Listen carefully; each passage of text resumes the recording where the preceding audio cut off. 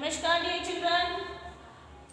So next our model of structure of the atom is Bohr's model. जो next हमारा model है वो है bore atomic model. Bore scientist थे जिन्होंने अपना एक मॉडल प्रेजेंट किया एटम का ही, और उन्होंने जो एक्सप्लेन किया है वो क्या है, distribution of electron. As Rutherford has said that in center nucleus में positive charge is present and electron are revolve around it, and that time he cannot explain about the distribution of electron। Electron के distribution को वो explain नहीं कर पाए थे, energy level को वो एक्सप्लेन नहीं कर पाए थे रदरफोर्ड साइंटिस्ट, जिनको एक्सप्लेन किया next scientist Bohr's model. Bohr model ने अपने अलग अलग एनर्जी लेवल्स दिए, बोर बरी का एक स्कीम दिया, बोर बरी का एक रूल दिया, जिसके अकॉर्डिंग उन्होंने बताया कि किस तरीके से इलेक्ट्रॉन्स फेल होते हैं, right. So first of all postulates of Bohr's model, क्या क्या बोर मॉडल के पोस्टुलेट्स हैं, एटॉमिक मॉडल के कैसे कैसे उन्होंने पोस्टुलेट्स दिए। So the first is postulates of bore atomic model. First, electrons revolve around the nucleus in definite circular path, orbit और shell। जो इलेक्ट्रॉन कॉन्टिन्यूस मूव कर रहे हैं न्यूक्लियस के चारों ओर, वो एक कंप्लीट ऑर्बिट में या शेल में मूव कर रहे हैं, इस तरीके से उन्होंने एक्सप्लेन किया। दैट इज द ऑर्बिट, और इन्हें शेल भी कहा गया और इन्हें एनर्जी लेवल भी कहा गया। So look at this diagram carefully. ये डायग्राम बोर मॉडल का है, बोर साइंटिस्ट ने दिया। सेंटर में न्यूक्लियस प्रेजेंट है, सेंटर में न्यूक्लियस प्रेजेंट है, वहां पे इनके पास है K shell, two shell and three shell, right. K, L and M, three shell इन्होंने बता दिए। ये इनके डिफरेंट एनर्जी लेवल्स हैं। 1 2 3 ऑर्बिट नेम है, first orbit, second orbit and third orbit, right. And जो एनर्जी लेवल के नेम है वो है K, L and M shell. Each shell corresponds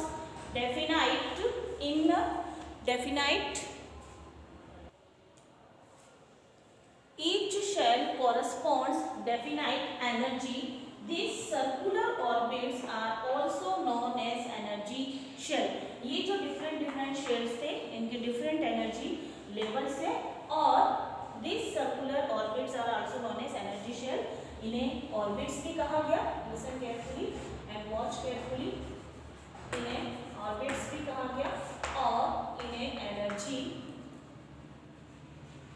shells भी कहा गया, राइट। इनकी जो नेम है वो है K1 orbit 1, orbit 2, orbit 3 and K shell, L shell और M shell. So next is each shell correspond definite energy। These circular orbits are also known as energy shells। Energy level are characterized by an integer। किस form में इन्हें characterise किया गया है? Integer 1 2 3 and next is 4 also, and next is 4 also, 4 energy levels, right। इन्हें नाम दिया गया है as a integer 1 2 3 and 4, right।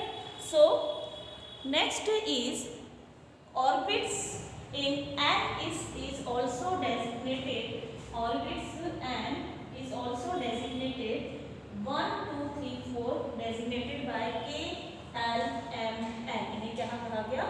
N। I hope यहाँ तक आपको सबको क्लियर हो गया है। फिर से एक्सप्लेन कर रही हूँ। रदरफोर्ड के बाद रदरफोर्ड ने इलेक्ट्रॉन के डिस्ट्रीब्यूशन को एक्सप्लेन नहीं किया था, एनर्जी लेवल को एक्सप्लेन नहीं किया था इलेक्ट्रॉन्स के, कि इलेक्ट्रॉन का एनर्जी लेवल क्या है, किस तरह से इलेक्ट्रॉन डिस्ट्रीब्यूटेड है, उसको एक्सप्लेन किया है बोर्स में, राइट। सो फर्स्ट इज इन्होंने नंबर दे दिए ऑर्बिट्स के 1 2 3 4 K, L, M, N, right. यहाँ पे ये तो हमें समझ में आ गया कि न्यूक्लियस के चारों ओर ये ऑर्बिट्स बने हुए हैं। इन्हें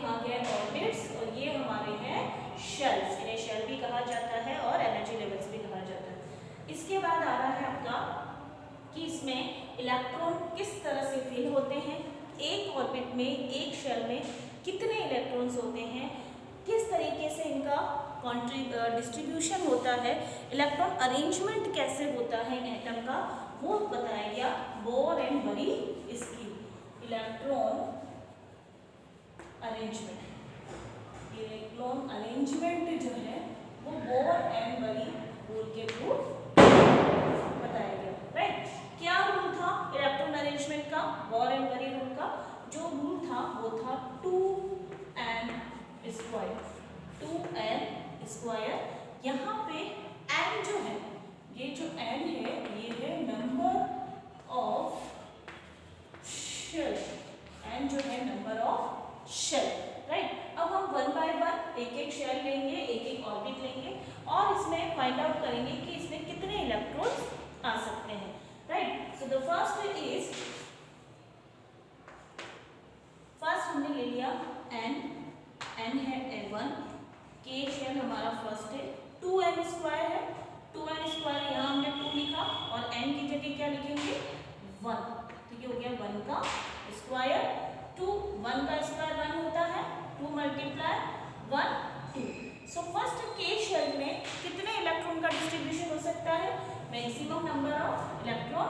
फर्स्ट k शेल में 2 इलेक्ट्रॉन का डिस्ट्रीब्यूशन पॉसिबल है। अब नेक्स्ट लेंगे हम यहाँ पे, नेक्स्ट हम ले लेते हैं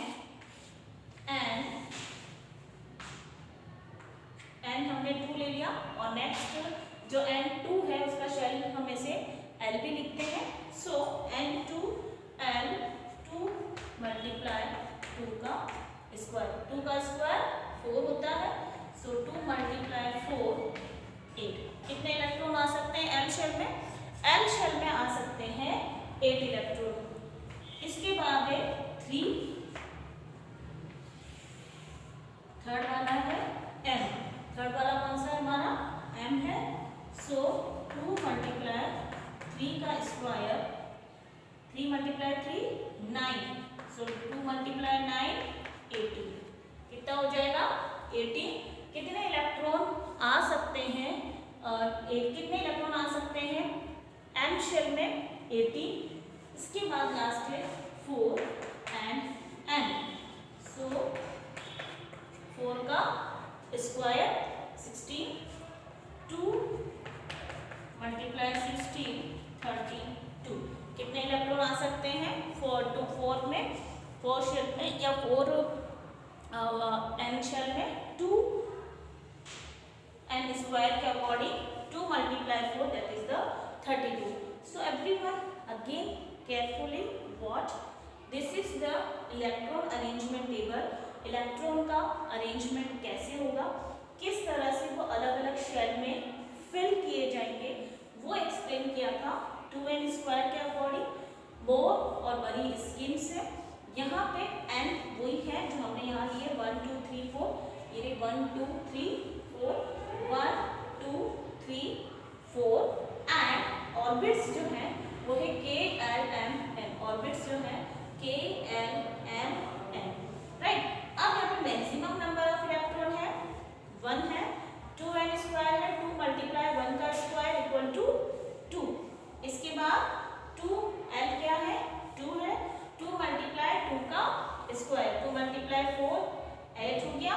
थर्ड हमारे पास m, जिसको कि हम m लिखते हैं, यहाँ पे 2 इलेक्ट्रॉन आ सकते हैं, मिनिमम k शेल में 2 इलेक्ट्रॉन आ सकते हैं, l शेल में 8 इलेक्ट्रॉन आ सकते हैं, 8 से ज़्यादा नहीं। उसके बाद m शेल में 18 आ सकते हैं, 2 मल्टीप्लाई 3 का स्क्वायर 9, 9 मल्टीप्लाई 2 18 इलेक्ट्रॉन आ सकते हैं। 4 एंड 4 का स्क्वायर, 2 मल्टीप्लाई 4 का स्क्वायर 2 मल्टीप्लाई 16, 16 मल्टीप्लाई 2 32 इलेक्ट्रॉन आ सकते हैं। So I hope you all are clear about the electron distribution in each and every orbit. k11 shell orbit से 1 2 3 नेम है, 1 2 3 शेल्स के नेम प्रेजेंट है। अब आगे किस तरीके से अलग अलग एटम्स के इलेक्ट्रॉन हम फिल करेंगे, वो हम आगे एक एक करके एलिमेंट्स को देखेंगे कि हर एक एलिमेंट्स में हम किस तरह से इलेक्ट्रॉन को फिल करेंगे। ये एक टेबल आपके एनसीईआरटी में भी बनी हुई है, तो in next video I will explain this. but in today you all have learned first postulate of Bohr atomic models and number of electron, k shell, l shell, m shell, n shell, कितने electron उसमें fill हो सकते हैं and practice भी कीजिए आप. अब in next class I will explain one by one all elements, how can electronic configuration, electron distribution, and how can we fill the electron in different shells. So I hope you all are understood today's topic. Thank you so much, and note down in your notebook. Everyone note down in your notebook 4 postulates of an atom.